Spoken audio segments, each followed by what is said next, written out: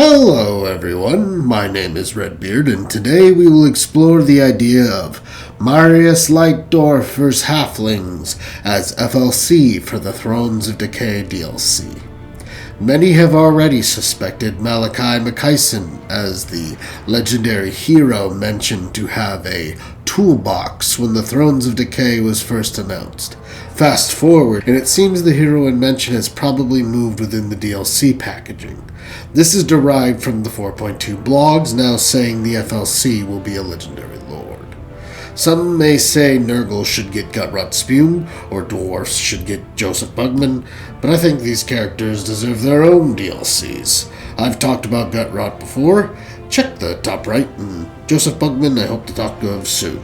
Some may even say it should be a lord outside of these three races entirely, but I say the Empire deserves to get 8 lords, but only needs 2 more DLCs. Boris Todbringer should be saved for a Steel and Faith DLC, I believe, focused on Marienburg units. Though he would be a long-awaited fan service, which would be at least some good faith that CA desperately needs. And the acronym for Thrones of Decay is literally TOD.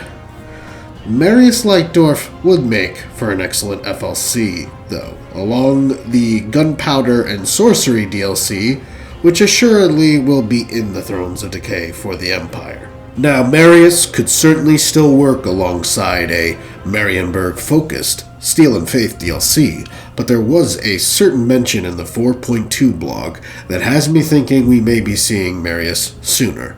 That mention would be in the What to Expect Moving Forward section of the Cathay 4.2 blog linked below. This mention states, whether that be to add further exciting characters like the Golden Knight, spectacular units and creatures, yes, I'm looking at you, mighty Hot Pot, or other unexplored lore. The Hot Pot, of course, is a halfling artillery piece.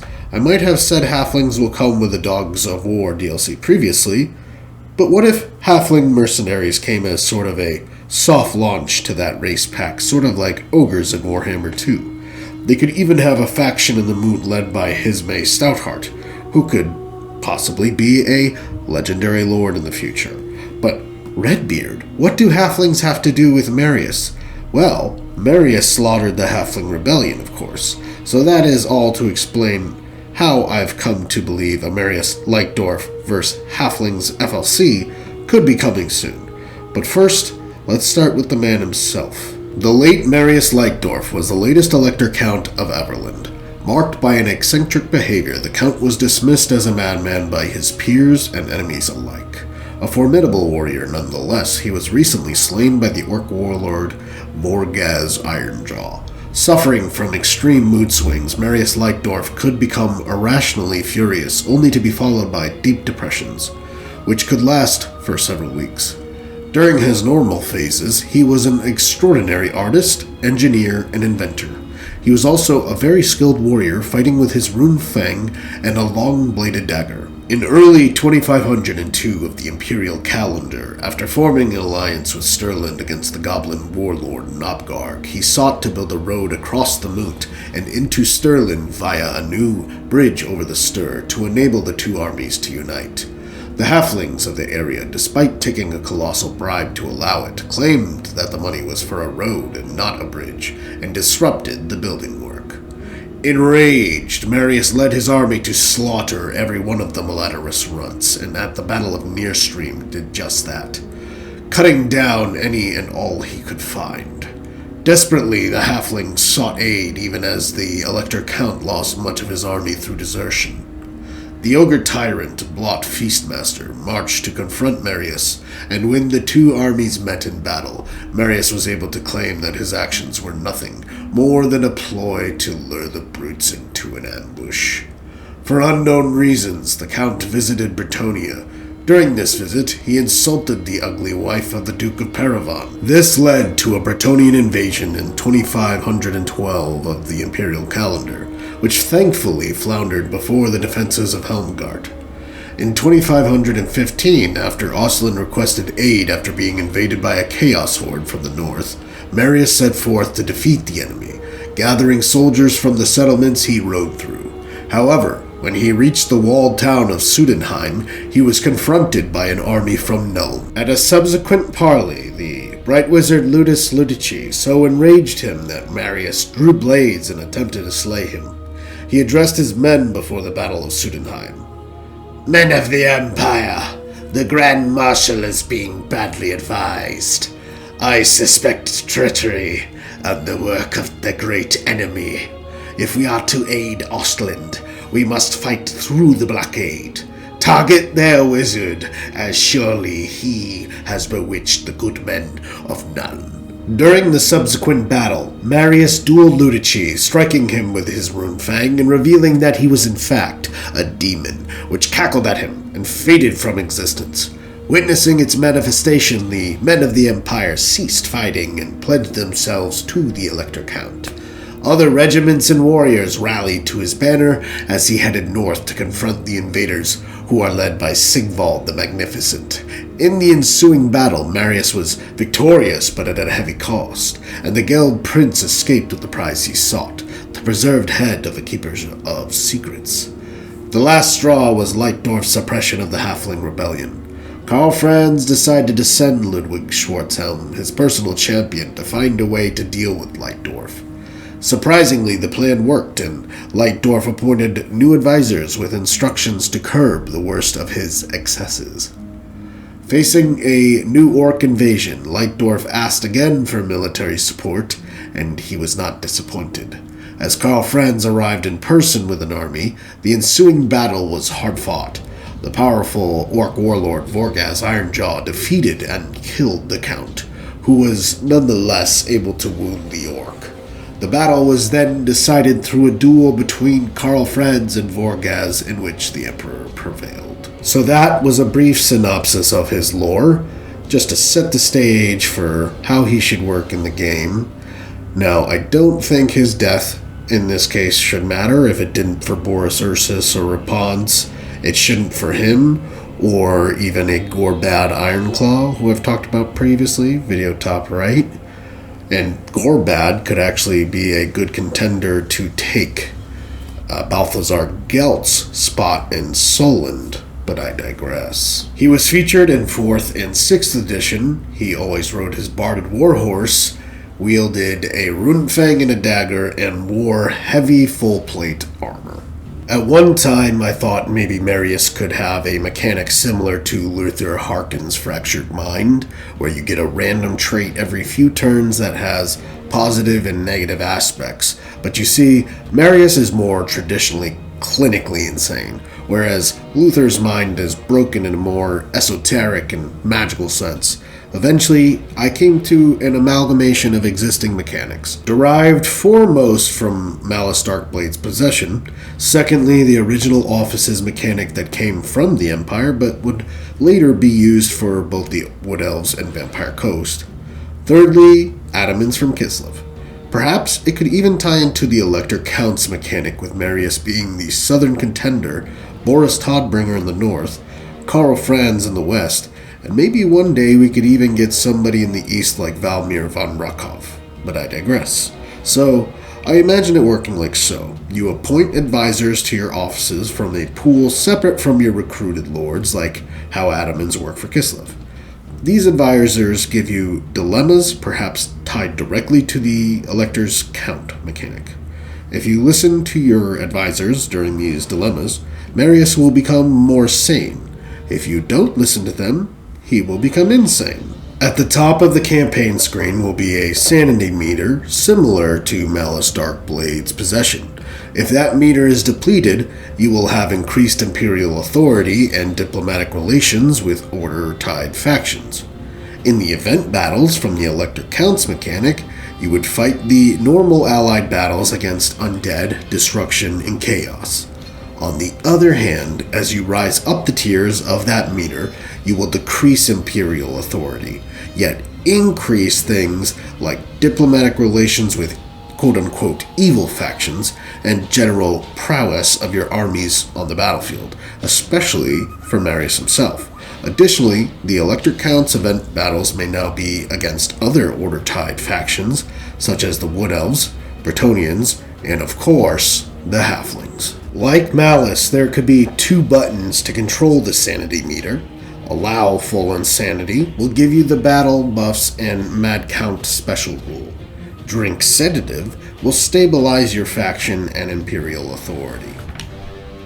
Speaking of missions, there could be something similar to Zarkan's Whispers, which would represent Marius having an episode of Hallucination, where it's a pseudo-quest battle, but it's oops, all unicorns and the enemy's reinforced armies. Something silly like that would surely become a fan-favorite meme. This mechanic would have 2 playstyles: listen to the advisors, become friends with Carl, and confederate other Elector Counts, or seek power and conquer your way from Mad Count to Mad Emperor. For the special ability he gets when he has enough insanity, instead of transforming into the demon Zarkan, Marius would get his Mad Count special rule from Tabletop, which would work similar to Gorda's Backstabber's active ability, which rolls a d6 for a random effect.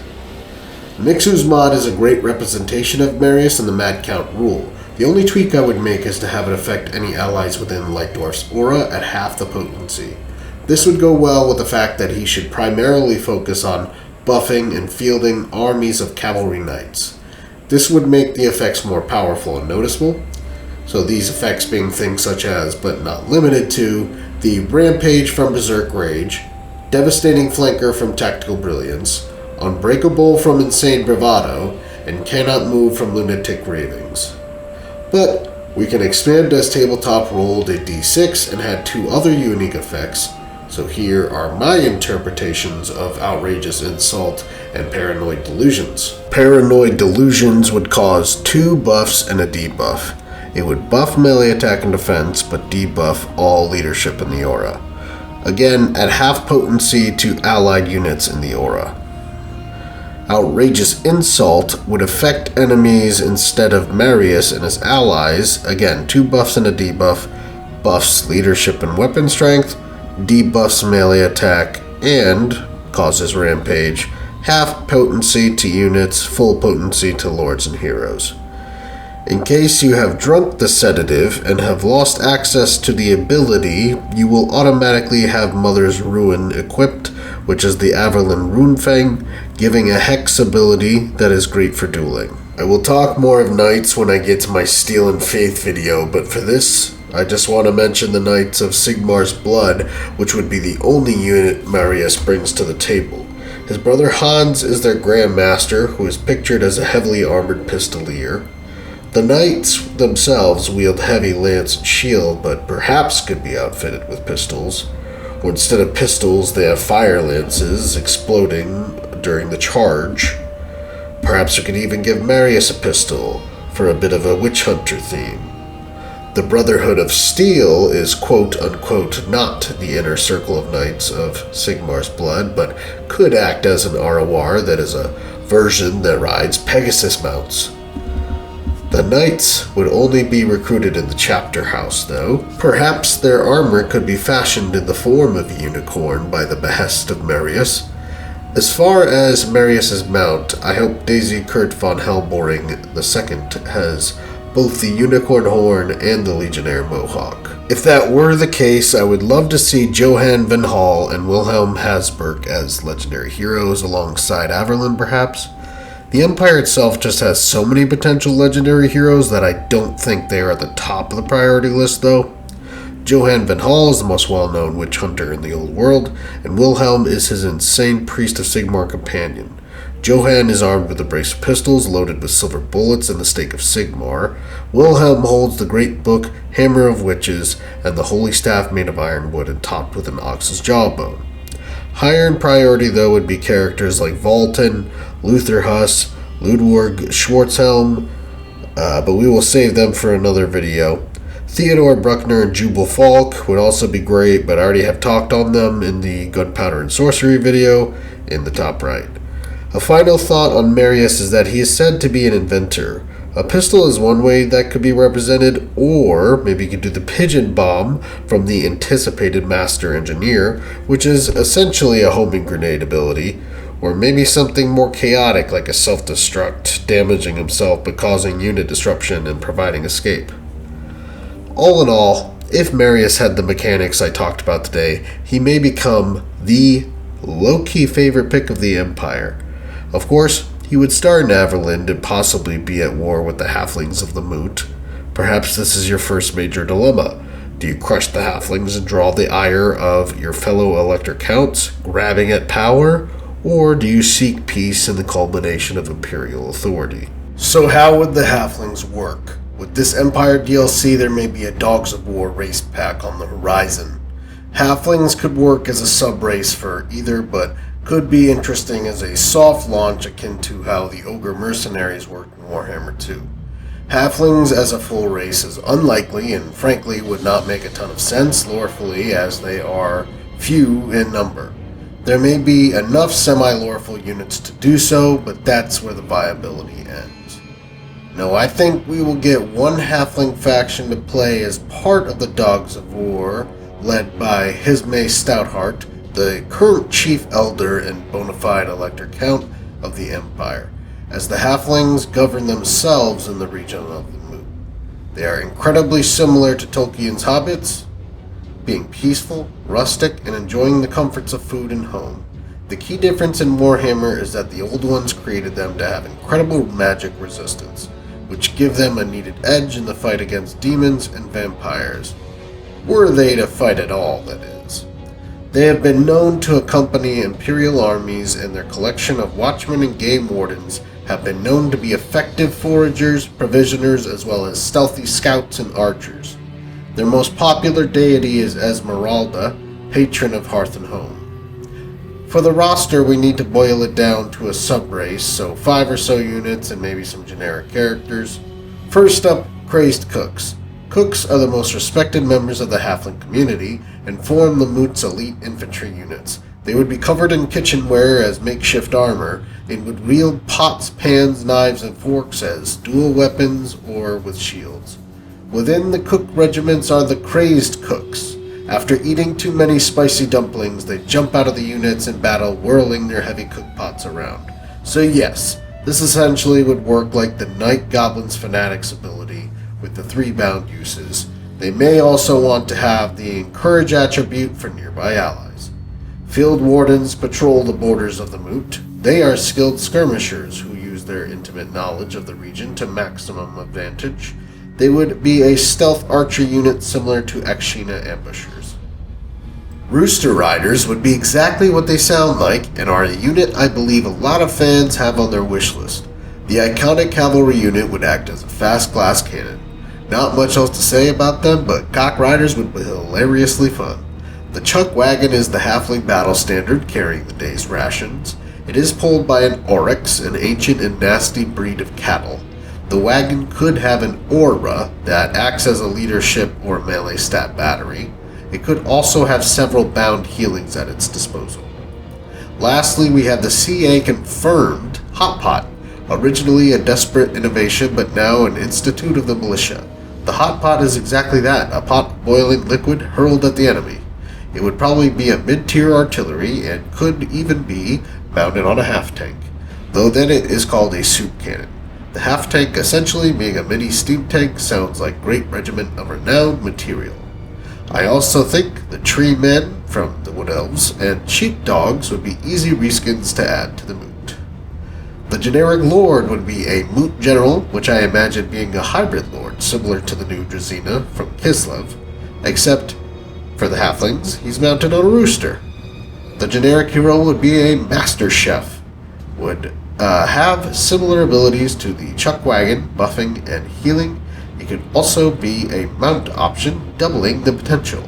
Maybe the chef could even ride a soup cannon tank. So, there are many possible semi-loreful Halfling units, but these are my top picks. So if you are allied with the Moot, you can recruit any of these units, or perhaps any human faction can get a random event to recruit any of these Halfling mercenaries. You wouldn't be able to play the Moot yet, but we would get Hisme Stoutheart as the FLC Lord, alongside the Dogs of War race pack. The Halfling sub-race would just become part of that race thereafter. So, yeah, that's why I think Marius vs. Halflings would be the ultimate Thrones of Decay FLC. P.S. With Marius and Elspeth in the game, Balthazar Gelt needs to change start position. I've spoken of this before and shall again. Moving him to somewhere in the southern realms might be best, Tilia being the most loreful. Anyway, if you appreciate this video, please like, comment, and subscribe so that I can continue to support this channel. Anyway, I hope you all have an insanely mad day.